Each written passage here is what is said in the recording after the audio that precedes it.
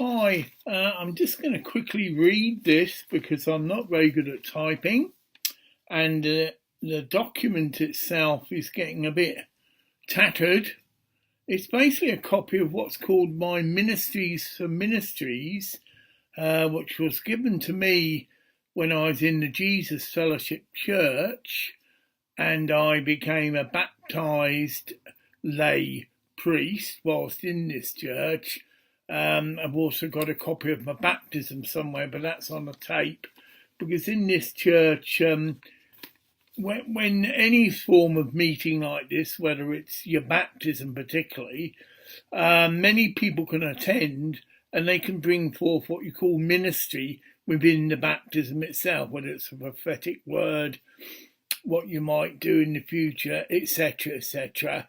And this particularly, Ministry for Ministries, you have to request it, but it's for someone who wants to find out more about what they are likely to move into, as we say, the various ministries that you can move into, and any prophecy that might come forward, etc., etc.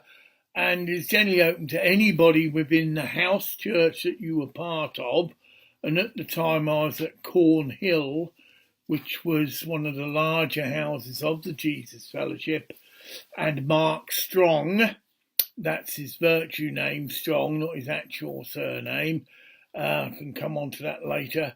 Well, I must put that in now. My virtue name is Lifebringer, and that was given to me by the Jesus Fellowship Church as well. Same reason, various people brought through words of what I thought my virtue was, and it was by consensus, the majority, not so much vote, but Lifebringer was agreed. So that's how I got my name, Lifebringer. So it was dated the 1st of March 1988, and I got baptised, I would say, about 2 years prior to that, but I've yet to dig up. It's actually recorded on a tape. I've got an audio tape of that, but I've yet to find that. It's probably up in my loft. It may have gone, but I can always find that out. My reason for doing this is I am intending to move in my ministry as a lay Baptist, and you'll see when I read out the Ministries of Ministries, the various things that I can and have done in the past, including, I feel, various miraculous healings within the grounds of the Findorn Foundation, some of which were witnessed by how can I put it, Lauren, I believe he was from America, one of the founding members. He doesn't actually live in the community, but he witnessed an incident of this. The young lady who was going through psychosis was acting out. This is about 3 o'clock in the morning, and I just happened to be inspired by the Spirit to get up, and she stood outside the not Universal Hall, the place where we go to eat, and I tuned in immediately, and I sent up prayer, and I took her for, simply put, because of these you can't go on, took her for a little walk where she left being an elf and was very angry about what had happened to her within the foundation. I took her out of the foundation's ground, walked all the way round the bay, and long story short, by the time we came back, it was like a circle, so all round the point and back, she was back to being a very beautiful young lady, which she was. And Lauren was aware of this because he saw me the next day, and I didn't actually go and speak to him, but just did comment that was amazing what had happened. It was like a semi-miracle because to actually just by counselling and prayer to get someone out of a psychotic episode isn't an easy feat to do, but it's obviously one of the gifts that I've been trained to perform. Because why I say this has happened another time. I met a man at the Findorn Bay, funny enough, by the river, and simply put, he had just smashed up a church. This is recorded because he was actually in Ward 4 and he'd done a runner. And I took him into the river. We had straight away very short conversation, and it is clear that he felt very guilty of what he'd just done, but felt he was going to be punished. I assured him he wasn't, walked him out into the referendum, which was witnessed by many people, some of which would have been from the foundation, and actually baptised him with water, but not complete immersion. I lifted the water up in my hand, blessed it, what we called him praying out loud so he could hear the ministry. This is a technique that was taught in the fellowship church. And when the water hit him, because that's what I prayed, he was completely released from any negativity that he was experienced, because he was very paranoid and hallucinating, and the experience was terminated. And we walked out the river after I asked him, well, are you okay? What do you want to do now? We went down to a pub, well-known pub by many foundation members, where he asked me to phone the police. And I did on his behalf. He brought me a pint of beer and whatever. And it's clear he's a wealthy man. I think his father was either Walker's or one of the big companies here. He explained this to me, that his father was an atheist, and that he even told me, he said, oh, what's going to happen when I go back to Ward 4 is that they'll just sedate me, but I want you to promise me that you'll come and visit me. And he gave me money for a taxi. Anyway, I did call the police. The police came and picked him up, and sure as hell, when I did go a day later, he was heavily sedated. And this is, if you like, another mini miracle, because in my church we were taught we could bless any liquid to turn it into the sacrament, because we didn't use wine. And there are quite a few, how can I put it, I better watch my time, fundamentalist-like churches that do this, because most of the people that came into our church had alcohol-related problems anyway, so there was no wine in the premises at all. So a bit of a thing for... I had a Coca-Cola with me. The situation was, he was in the bed. He was heavily sedated. He could just about make out who I was, but was, very sedated.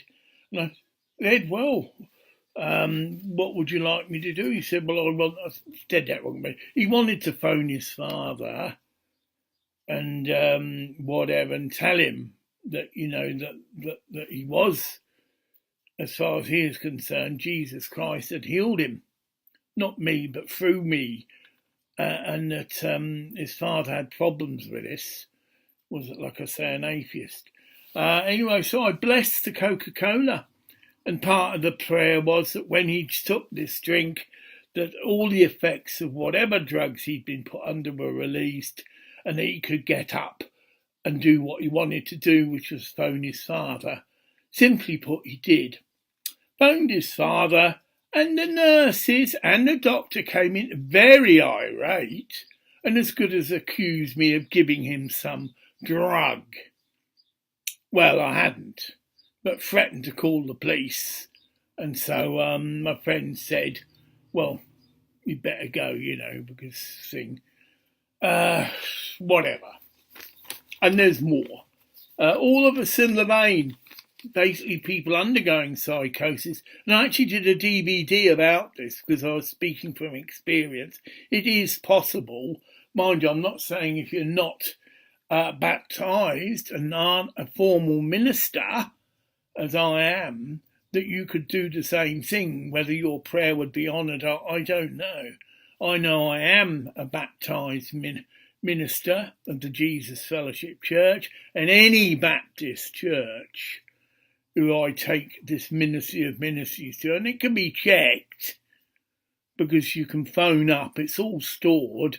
That was part of my job. I was the tapes deacon, and I used to record all the ministries, all the baptism, any weddings, any ceremony, and that's how I became a recording engineer. It wasn't a lie. The person who taught me in the Jesus Fellowship Church was an ex-BBC engineer, and he knew his stuff.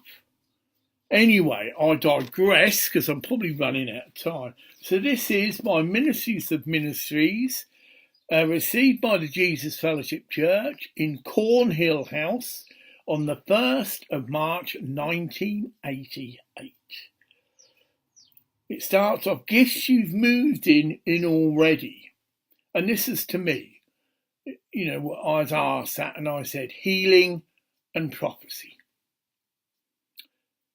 Then I was asked, what are my desires? I said to move more in healing, to carry the word, to move in more responsibility towards the brethren, and through it, and though it may mean bringing a cutting word. Many people in the foundation have experienced my cutting word. Didn't really like it much, but there you go. Maybe if they understand now that I am actually a minister and a priest. Sorry about that. So I wasn't going to join in all the sexual perversions, etc., sex outside of marriage and all the rest of the monkey business that has gone on. And people wonder why. Anyway, I may be gone a bit too far. Mark Strong. You're the most transformed man in recent days. Things have happened that are brilliant, and we give thanks to God for this man. God has brought you out of the world and anchored you in the harbour of Zion.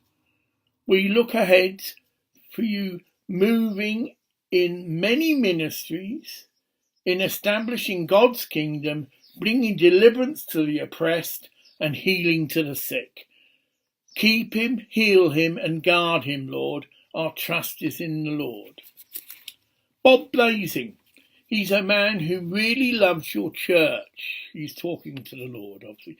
Who's an encourager, teacher, who brings wisdom and words of knowledge and builds the house together. Janie, who is an elder female member of the church. I remember that because she was older than me and well-respected elder. Picture of you carrying some heavy weights, and though they may be weighted very heavily upon you, they didn't deflate you because you have the strength of the Lord. This really surprised you because it was so unlike your old nature. Picture of you walking along a path with people following behind you, meaning that the Lord would give you the responsibility of your men's hearts to provide you with the depth and wisdom to meet their needs. Lucky I'm doing this. This is falling apart, this document. I can show you. It's handwritten, but it has been kept in my Bible, and it has started to whatever. Karen, man of obedience, man who will bring life to the church because you will be obedient to the Lord's word. Well, there's your Lifebringer oldie coming in because it's summarised by someone else, but it's a witness for someone else. Mark Proclaimer, and that, of course, is his virtue name. He wasn't born Proclaimer, but that's what his virtue was given when he had it. You'll be finding more of your new creation personality tonight. You're one with a shepherd's heart, a big heart that cares for souls. Rob, a young man at the time, picture of a sword. You'll be a fighter and an overcomer as you put on the whole armour of God. Lionel, an elder, I haven't noted his surname, but people will know who should. Picture of a wall being built, the stones were cemented together, and a trowel was being used to work the stones in. You were as the trowel in the hand of the Lord, building Zion together. Barnabas, which again is his virtue name. I believe it's a person from the Bible, actually. Mind you, he could have been christened Barnabas, I digest, but anyway, it is a biblical name. Picture of you running about with arms uplifted and full of joy, and as you ran about, and you were charging towards groups of dark creatures, making them flee. seeing that the fruit of joy that you carry will be powerful in scattering darkness and spreading light. Tim Companion, you will bring about change, not just by what you do, but by what you are, someone who carries much joy. Mark Strong, this is the elder of the house, and the strong is in relation to his faith. You know, that's a virtue name again. The Lord will remove the shakeable so that only the unshakable may remain. So when you find certain things being shaken out of you, don't be afraid. You'll sense the Lord equipping you with particular abilities. You'll be a man who, by gaining hearts, can speak the word of truth effectively. Love will precede any work you do, that you may find its full effect. Encourage the brethren to love him truly, for he's a sensitive man. Heather, a leading man in this house for bringing increase. Wendy, a man used to bring and bless God's church, a man whose love is centered on others and who loves in obedience to God, whose selflessness builds the church. Marcus, another elder, your keenness, I believe, zeal and energy for the Lord will achieve much. Laying on of hands and to confirm and anoint you for your ministries. The elder does this because sometimes at these things people can, not really experienced and can move a bit out of spirit, shall we say, and it's not true. So the elder actually summarised what's been said, and what he anoints you for is like confirmed as being the truth, if that makes sense to you. Because we're in this sort of church, we're encouraged to move in the gifts, because the only way you're going to grow is to actually do them. And at the end of a thing, the elders will perhaps approach you and say, well, maybe a bit over the top there or whatever. Better hurry up. Might have to do this again. So this is the summarisation and the anointing for the ministries that the elders feel. Shepherd heart to guard the flock. Quality of love shall carry words of life. There you go, there's your Lifebringer, you see, which are true and clean and remove sickness and disease. Carry wisdom, gift of healing, particular quality of joy. Man who reaches out to and gains lost souls. Add in there a bit of preaching here. Joy is a gift of the Spirit. You don't see it so much. Joy is not the average thing that you go and meet your average Christian. They're generally quite solemn and self-righteous. I better shut up. But joy is actually a sign if someone is moving in that they are moving in the Spirit. That's my 10 pennyworth. Man who reaches out to and gains lost souls. This is interesting. Consecrate your tongue. Don't forget, this is an anointing. So all the brethren that are gathered are like praying with the elder, and so all of that energy is centered. So consecrate your tongue, your lips, your voice to the Lord, that they may serve him in proclamation, wisdom, prophecy. You have a place amongst the brotherhood where we shall stand shoulder to shoulder and grow as fruitful men, and the glory of Jesus shall shine from among us. Amen. Well, I'm going to have to stop this because I'm getting near the limit.